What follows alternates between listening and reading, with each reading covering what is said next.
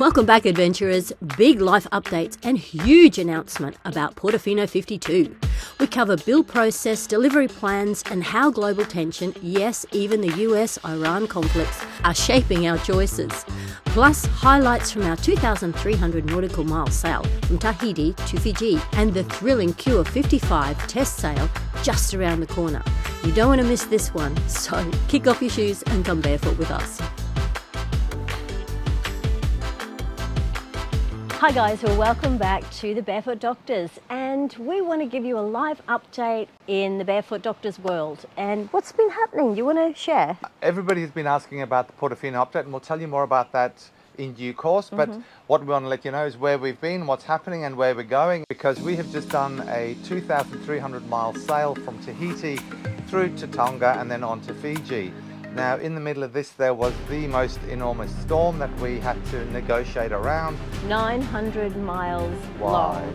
Yeah, 50 knot winds, 5 meter seas. It was not good. It was significantly horrible. One of the reasons we had to sail is because the owner of the boat had a time frame to get back to work. So one of the things we always say is never sail with a deadline. Yeah. And what did we do? We were already delayed in Tahiti because of documentation and just bureaucracy. I mean, we actually went to Tonga purely to drop off the owner of the boat because he had to be back at work. So we set off despite the storm. Expectations were that the storm would go below us or go faster, but it didn't, and it came a bit further north. So we had this very interesting passage planning. And it was exciting. It was very exciting. In not a good way. John took us north of the storm and then we ran parallel to the storm. But the tricky thing was we had to get out of the main wind way, but we had to keep enough wind so that we could keep going to get to Tonga. Yeah. So we were kind of skirting on the edge of the storm, which was very and then precarious. We had to cut back through the tail of the storm to get to Tonga anyway. And there was lightning storms, which was really interesting. So we had lightning storms kind of around us and we had to decide which way we needed to go. And we could read clouds a little bit and we could read them enough to know that they were going to whoop us. So it was pretty bad. Yeah, lightning storms, gales and really confused seas.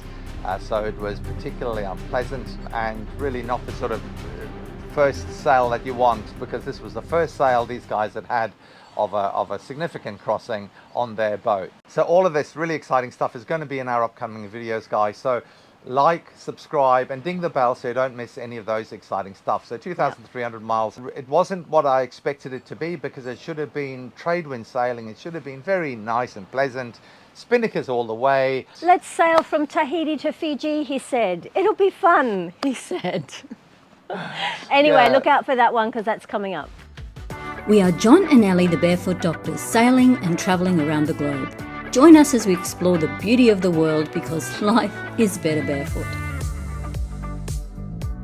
What have we got up next? So we're back in Mackay at our home, but we're not here for very long because in a couple of days we are flying to Brisbane. Why? We're going to have a test sail on the new QA55, which is really exciting. So we did the tour and now it's time to go for the test sail. So we're really excited about that. So we've linked up with Ed, so that'll be awesome. That should be amazing. This boat, from what we hear, it sails really amazingly fast and effectively, easy tacking, etc., etc. So we'll take you along for that test sail as well, which will be absolutely awesome. So that's another one not to miss. After Brisbane, we fly to Dubai, because it's time to check what's happening with the Portofino. Yeah, so the Portofino 52 is being painted at the moment, but we have a major announcement.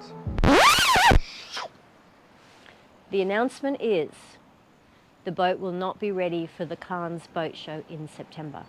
So no Portofino boats will be there at the Cannes boat show this year, which is really unfortunate.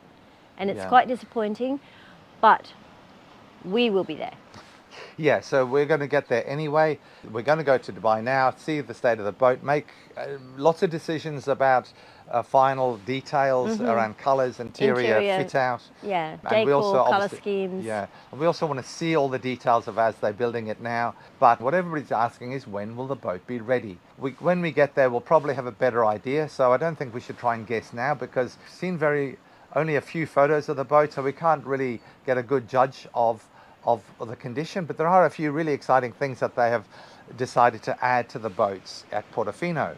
And that's always a surprise when we get there. Rafa says, "Oh, I want to show you something. This is what I've been working on, and we're going to put this into the Portofino." And it's like, wow, so each time is a new adventure for us, because there's always something different and new that they'd been working on behind the scenes that they wanted to surprise us with.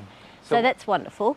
One of the new things that they surprised us with just this week was that they are going to be painting the inside surface of the aluminium hull with a paint which is rubberized, but it acts both as a paint to seal the aluminium so it doesn't rust and corrode if they get water, or if you drop little fragments of metal in there. Filings or anything like that. But it's also sound protection. So this adds an extra layer of sound protection from the hull. So this is an amazing addition that we're going to have. So there's going to be the layer of this rubberized soundproofing paint, and then the foam layer that's then going to be sprayed on as well.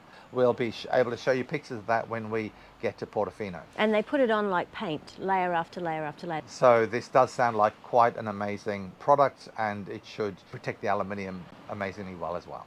My sense of humour is just thinking, and it's going to protect us from lightning strikes because it's going to have like a fine rubber insulation all the way around. Just like, when you're in a lightning strike and you put rubber thongs on to protect yourself. But of course, that's not going to happen. That won't protect us from lightning strikes. Yeah, well, seeing as we're talking about lightning strikes, Rafael's done the investigation and will be installing the most reliable lightning preventer, which is a thing at the top of the mast, which we'll talk about in more detail. Yeah, we have seen Dallas discussing lightning strikes and aluminium, and of course, because aluminium boats conduct the electricity away, there's no risk of holes being punched through the aluminium like you do on a fiberglass boat. But the problem is that he didn't talk about at all was when you get a lightning strike, all your electrical gear will be frazzled because the wires from the mast or from the outside of the boat carry the impulse to the inside of the boat, and that frazzles your electronic gear. So the only way to prevent this is to have wireless conduction of your signals from the mast and from all external things, so that there's no direct wires going from the outside to the inside, and that's practically very, very difficult. These radio stations get struck all the time when there's a lightning storm, so that's how they protect themselves. Yeah, so what they do is they completely detach their radio transmitters and all their electrical gear from the aerials, which are outside. So it's all done by a Wi-Fi, so it's wireless connections. And of course, to do that from all your wires on the mast is possible, I presume, but I don't think anybody's ever done it before. And apart from disconnecting everything and putting all your gear into ovens and microwaves or tins, those are the current ways that we protect ourselves from damage from lightning. Anyway, we'll bring you more about details, lightning and the preventer in future episodes. So don't forget to subscribe, ding the notification bell so you won't miss out on all these upcoming exciting episodes. So breaking news this morning for us. We woke up to the news that Trump had dropped bombs on Iran, and Iran is now responding by blocking the Straits of Hormuz. Now, the Straits of Hormuz are the bit of water outside of Dubai that allows you to get boats in and out of the Dubai and the rest of the Gulf. So they are now blocking that, apparently. We've only seen it on the news. We have no idea if this is a temporary or a long-term thing, but that will be a huge problem whether we ship the boat to the Med or whether we try to sail the boat out. If those straits are blocked and it is a war zone, then that's going to have really significant impacts on insurance and ability to sail, and obviously risk. So we really do hope that this whole situation gets resolved quickly. The other risk, of course, is Iran and the Houthis in Yemen work very closely together, and Iran was apparently encouraging the Houthis to block the Red Sea. Now, the Red Sea has been open for several months. The Houthis haven't reactivated their blockade of the Red Sea, but that's another thing that's likely to happen.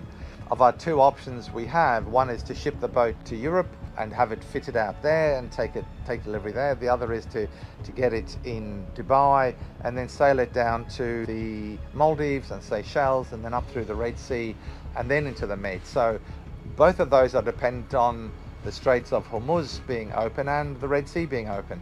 So this is one of those, oh my goodness, we'll have to wait and see and hope that all this aggression becomes sorted.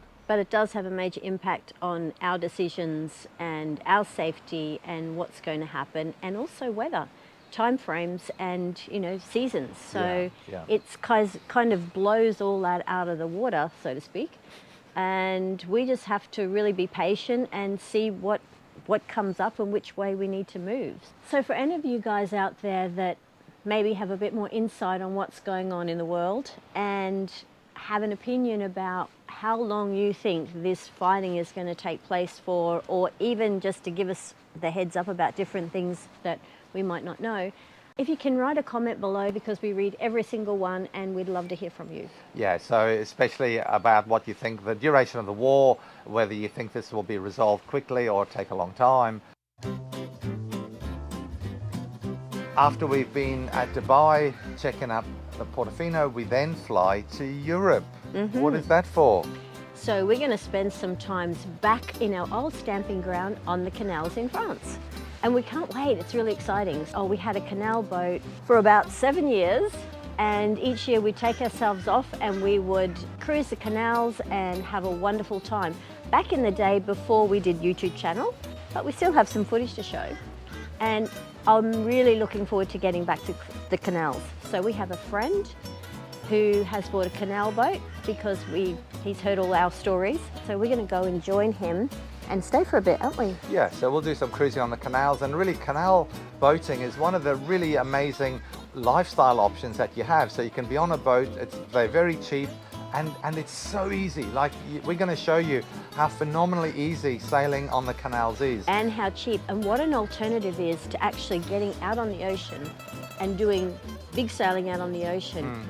Canal cruising is just so easy. Like amazing. You pull up to the side, it's free, you just use a couple of pegs, tie yourself up with ropes, you can hop ashore, walk to the boulangerie and buy your stuff and buy some wine and cheese and amazing. Sit on the banks and have your lunch, and then I can't wait. Go to restaurants, and there's no troubles with tides or anchoring. So we're going to bring that all to you and show you just how easy it is to live aboard, what it's going to cost you. We're going to have a look at all sorts of different boats that are available for options. Yeah, just give you a really good insight on what it's like to cruise on the canals, either short term or live aboard. And what it costs, like all the practical things that you have to do. Yeah.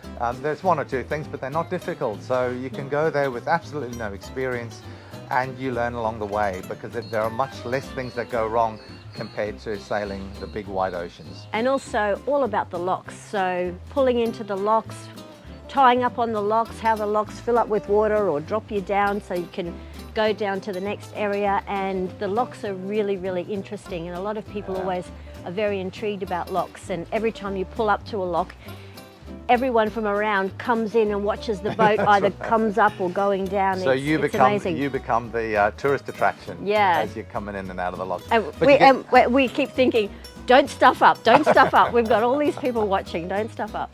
But you get really, really good at throwing lines, actually. Like being on the canals, you do it so often, and really challenging situations where you've got to throw lines up over a bollard 2 or 3 meters above you. So you get really good at throwing lines and looping them over bollards. And lots of fun. It's amazing, and it's lots of fun, but it gives you some really, really good skills that are then useful when you come out onto the open ocean, if you decide to go and do that. So we are going to be bringing that to you, so look out for those episodes, because they are going to be great and very comprehensive. You could say lock, stock and barrel, couldn't you?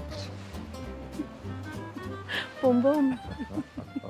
So after the French canals, we're then obviously going to go to the Cannes Boat Show. So we'll be there, everybody. If you want to come and meet us, we will organise a specific time, so that should be fun. So drop us a message if you plan to be there and you'd like to meet up, because we would absolutely love to meet up with you guys and have a coffee or a drink or something like that. Would be really cool. Yeah. So after the Cannes show, we're going to go back to Dubai again, see how the boat is progressing, because at that stage it should be a lot closer to being finished, and we'll be able to show you in detail the sort of internal structures and all those systems that are going to be put on that are unique to the Portofino. It's very exciting stuff, all these amazing systems that are going to improve the quality of life and the ease of servicing the boat. We will get into showing you a lot of actual detail of these systems, how they work and how they're built. The other thing is, when we go to Dubai this time, The Portofino 47 is in its completion stage, so we'll be able to give you a really good tour of that and show you the setup because it's almost finished. So that's really exciting. So to finish off, we're kind of in a holding pattern. We've been here before, we know how it feels, we're good at it, and we're just going on with life and doing the things that bring us joy and pleasure.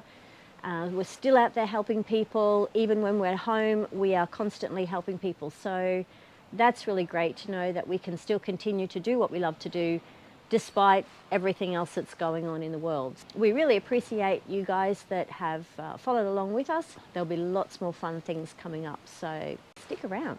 We'll finish off now, and we've got a pack, haven't we? Yeah, we're going to hit the road again. All the best, guys. Bye from Bye. us. We hope you enjoyed this week's episode, and thanks to our awesome Patreons whose money helps us save lives around the world. Please make sure you subscribe and ding the bell so you don't miss out on any of the exciting upcoming episodes. Hold on to your dreams because like the wind in the sails, they propel you towards endless possibilities.